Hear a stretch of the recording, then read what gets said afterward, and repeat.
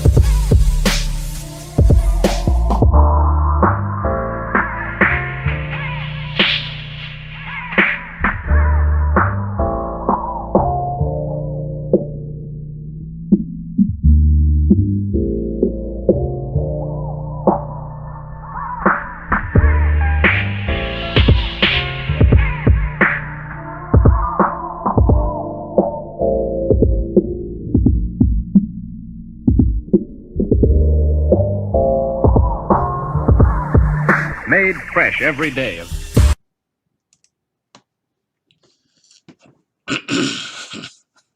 Yo, what's going on, y'all? This your boy KCPL, K-Stuff for Life Wrestling Takes. Wow. You know what? As AEW here is going to take a major L today.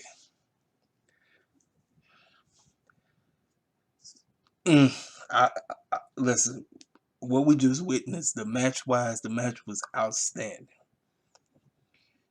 The final thing that happened afterwards is what's gonna live in AEW history as a major bummer. Major. That was a major L right there. TK was trolling all day. Trolling. How? I'm asking myself, really, like, how you put all this hype, all of it, all this hype, and this is what happens. Now they did give us a little, they did give us a little foreclosure into who Kenny Omega is going to be dealing with next. Eddie Kingston will be going against Kenny Omega, so out the woodwork, I guess Eddie Kingston is a babyface now. Wow. Y'all, listen. Tonight, overall, was the pay-per-view good? Yes. But last year's Revolution was 1,000 times better. It was 1,000 times better. And Full Gear was way better than tonight's show. The two surprises, well, everybody was talking about it online. Everybody said it was Ethan Page coming to join the ladder match. And everybody said Captain Charisma was coming over.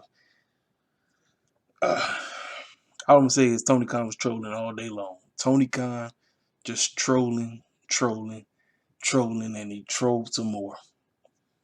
He going to have to eat this one. Double or Nothing better be off the chain. That's all I got to say. Double or Nothing better be off the chain. Because this right here, let's go ahead and talk about this show right quick. So the pre-show was out. It was great. Pre-show was awesome. Dr. Britt Baker, DMB, with a surprise because I thought Rebel was going to wrestle. I think this was a wise decision. I didn't know that she was technically hurt. Maki Ito, the one girl that everybody wanted from the Joshi Wrestlers, she showed up and was a tag team partner.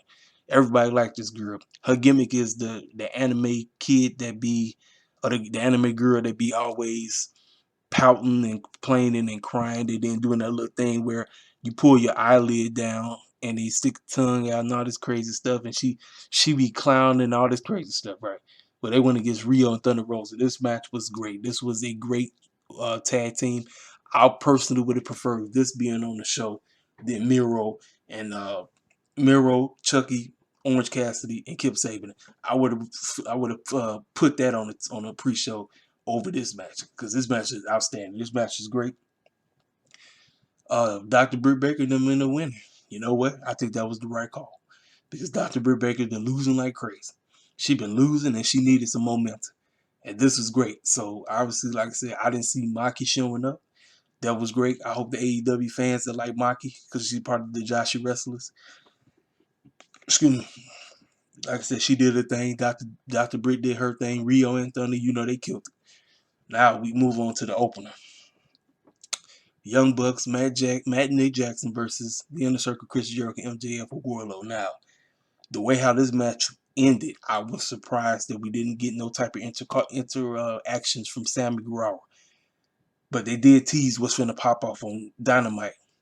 The right team went over. I knew they was going to win. This match was great. A lot of people really don't like the Young Bucks style because they do too much of the flippy stuff. I tell you this, I think they need to change it up a little bit. If they change a few things, they tweak a few things, Young Bucks, they got it. And MJF and Chris Jericho did everything in their power to make them look good. Everybody did what they had to do to make each other look good.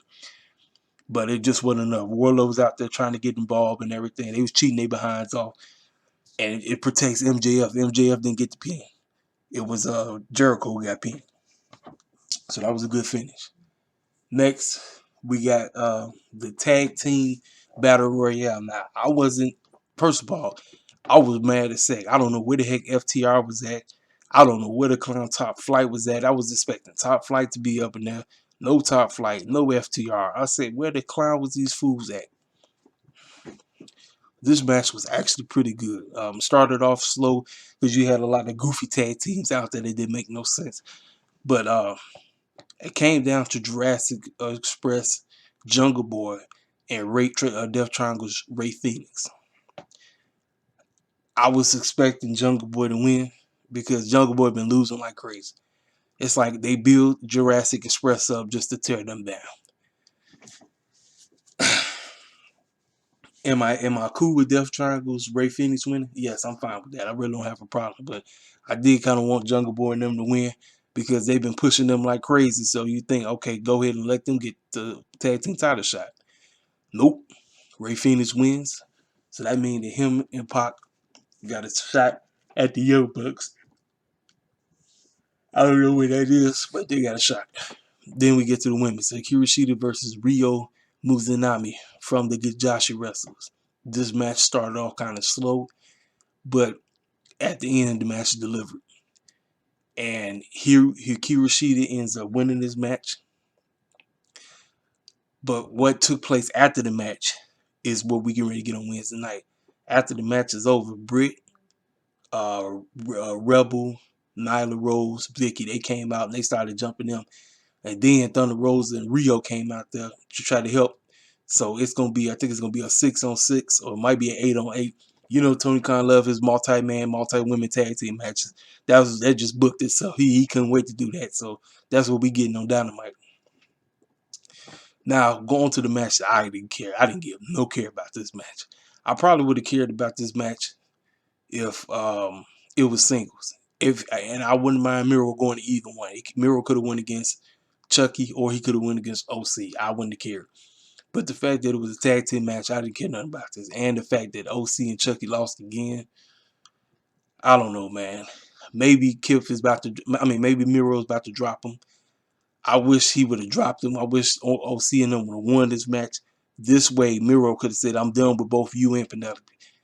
But they did kind of plant the seeds because when Penelope got knocked off the ropes, Kip Sabian jumped off the ring to check on. I understand he's trying to check on his wife, make sure she's good. Miro's like, bro, what you doing, man? So he got him, tagged him in so he get back up in there. And then Miro choked the mess out of Chucky Taylor, and they ended up winning the match. Hangman Page versus Big Money Matt. How do I feel about this match? I'm gonna be honest with you. Outside of the match that I just said I couldn't stand, this match kind of was up in the air.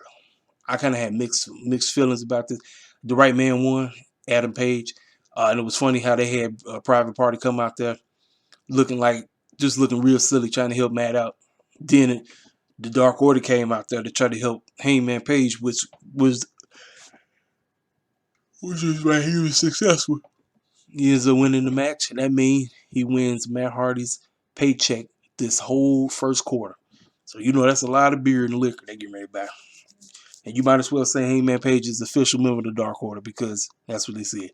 Now this match right here, the winner shocked me. I did not expect Scorpion Sky to win this match. Why? You should already know. I'm not even going to go into detail. I don't need to go into detail to explain why I didn't think Scorpion Sky was going to win. This was a generic ladder match. I'm thinking, this is how I'm feeling about ladder matches. I think it takes a certain amount of people to be in there, and everybody must connect. Oh, and the surprise guest, everybody was saying he was going to eat the page, so it really wasn't a shocker to me. Good that he you know, how do I feel about him joining AEW? We'll see how it works. I just remember that last clown match he was a part in where he went against himself in Impact on No Surrender, where he dang near ripped his heart out. Shoot, that's exactly what he did. He legitimately, he ripped his own heart out. It was one of the most dumbest scenes I've ever seen. You know, I mean, it's a nice pickup, but it's not earth shattering. You know, it ain't a game changer. You know what I'm saying? And like I say, they really did try their best to make Cody Rhodes look like he was finna come back because Cody Rhodes got hurt, came back out there. They made you think, I said, Cody Rhodes about to try to pull a Jeff Jarrett / Triple. I said, no, ain't nobody trying to see Cody Rhodes again. And the brass ring, they look like a ring from Sonic the Hedgehog, man. I thought, I was like, what that ring doing? What they borrowed that from Sonic the Hedgehog movie or something?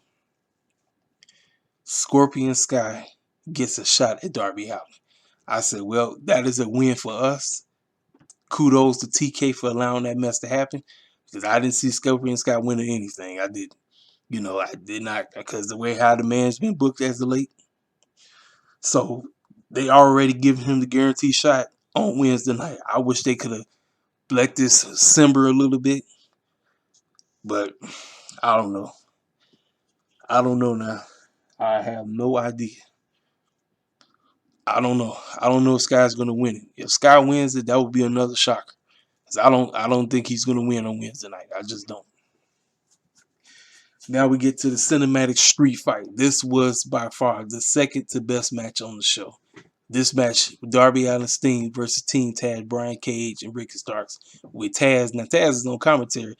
You know what? Let me be honest with you. This street fight was great. I just think we didn't need the commentary. I think they could have just let them do what they do. No commentary. Like I said, because it was cinematic, because this is a way to protect Sting and everything. Sting looked great out there doing what he did. And I've heard that Darby Allin had his paw prints on writing up this match. So Darby Allin was the major dude coming up in creative on what to do with this cinematic match. They ended up winning. They won. You knew Honcho, not Honcho. I'm thinking about somebody I know on Twitter. Because he always had his picture. Powerhouse Hobbs. You knew he was gonna get involved. And sure did Taz's son. They both got involved. And it was a bunch of these dudes that was looking like Sting and Darby Allin. It was like they hoodlums that they had standing around the ring and everything. Cause like I said, overall good cinematic match. Was very good. It was a way to protect Sting and everything. And Brian Cage and Ricky Starks. Come on now. What do you add, especially Ricky Starks? Ricky Starks is a phenomenal wrestler. He is great. You know, like I said, overall, like I said, second to best match on the show. Now, the main event. The major reason why most cats decided to even bother watching the show. Now, I've seen a lot of people taking the dump on AEW all show. They didn't give a crap about anything that was happening on the show. They liked a few things, but there was some stuff they was like, man, we don't give a crap. The match itself, listen, I was cringing throughout this whole match because both Moxley and Kenny Omega was making sure that neither one of them hit that barbed wire right. But the moment when they started hitting that barbed wire, you started seeing, I said, you cringe. They really did make you cringe. I was cringing. I was like, oh man, that match was insane. You knew who was going to win, and they won. He won because he cheated. Goodfellas came out there doing what they had to do, coming in there, messing up Moxley and everything. Both of them tore each other up. Listen, they definitely messed each other up. Now, the name of the game was after 30 minutes, the arena, the whole ring was going to explode. We got to the clock down, right? I mean, the time, you know, the countdown or whatever. As we got to the countdown, you know, they actually beat him up and they left him. They put the barbed wire, tied him up with his arms around his back or his hands around his back, and the clock is ticking, right? Next thing you know, Eddie Kingston come out there. I'm like, wait a minute, what? I was like, wait a minute, he just turned babyface. So as we was ticking, it's like 19 all the way down to 10 seconds, right? 10. So we thinking, okay, the arena finna blow up. It's finna blow up. The ring finna blow up, right? Y'all, the ring just had a couple of sparklers and a couple of firecrackers. Nothing. I said, you mean to tell me that was it? I say, Tony Khan, yo, what the clown was you thinking, bro? I don't know what the heck happened. I don't know what happened, but it was like a couple of sparklers went off and a couple of firecrackers, and that was it. And Eddie Kingston was on top of Moxley crying and everything, and then I'm like, that's how it ended. It ended with a couple of the officials coming out there to help them out and everything. But I said, you mean to tell me that is it? That is it. Like that's the explosion the explosion that was gonna get. I don't know. I have no idea what the clown that was. But I can guarantee you right now, everybody and their mama is laughing at AEW, and they got every right to laugh at them because that was just straight silly. That was straight up silly. It was straight silly.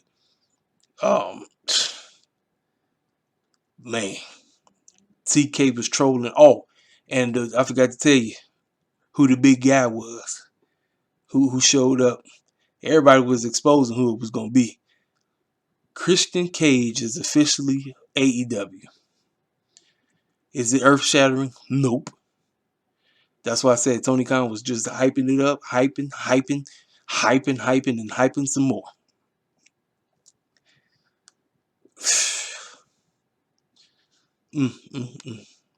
Is it a good hire? It is, but it ain't earth shattering. That's all I gotta say. It's not.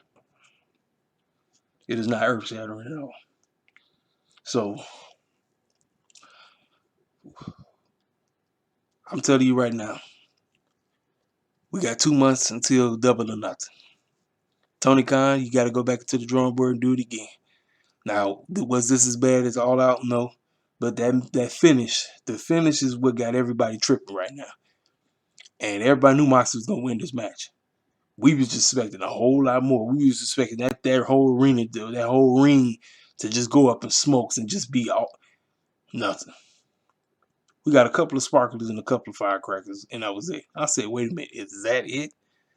That's the big finale that everybody that Tony y'all was hyping up. WWE Shield's finna die. Listen, I'm an AEW head, and I'm taking a dump on it. Get ready for all the listen. Everybody finna take a dump on this stuff. Now you know I know it's gonna be some AEW Shield's gonna be like, oh, that was excellent, regardless of what. But you're gonna have a lot of folk that's gonna ready to go in on this situation. They got every right to go in on it. So people that be calling me an AEW Shield, you can't call me no AEW Shield. Because I'm taking a dump. I said I was gonna take a dump on it if it didn't deliver. Now the match was great. But that finish though, that finish was a no-no. That finish was just straight silly. All this hype, and that's it. A couple of sparkles and a couple of rocket launchers. That's it. TK, you got some explaining to do, bro. You got some explaining to do. My final grade for this show, man. I want to give it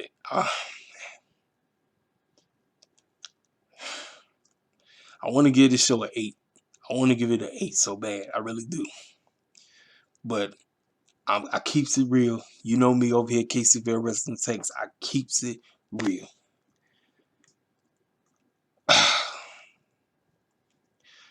I'm gonna give the show a 7. I'm gonna give it a 7. That's my final grade for the show. 7 out of 10. It was not as bad as All Out. All Out was still their worst show, but this is their second worst show. This is their second worst show. You know, nice couple of pickups with Edge with Christian and Ethan Page, but that's not earth shattering. You know what I mean? TK got a lot of explaining to do. Time to go back to the drawing board, young man. It's time to go back to the drawing board. It's time. Hey, what y'all think, man? Maybe y'all got a different viewpoint. Maybe y'all thought the show was off the chain. Or maybe you thought the show completely sucked, period. Hit the comment section up. Tell me what you think. Let me know how you felt about it. Like I said, for me, I'm at a 7 out of 10. I wanted to give it an 8. I probably would have gave it an 8 if we would have had a real explosion going on. Man, a couple of sparklers and a couple of rocket launchers. I said, wait, that's it? Time to go back to the drawing board, TK. It's time to go back. This your boy Casey Phil, King Self for Life, Wrestling Takes. I'm gone.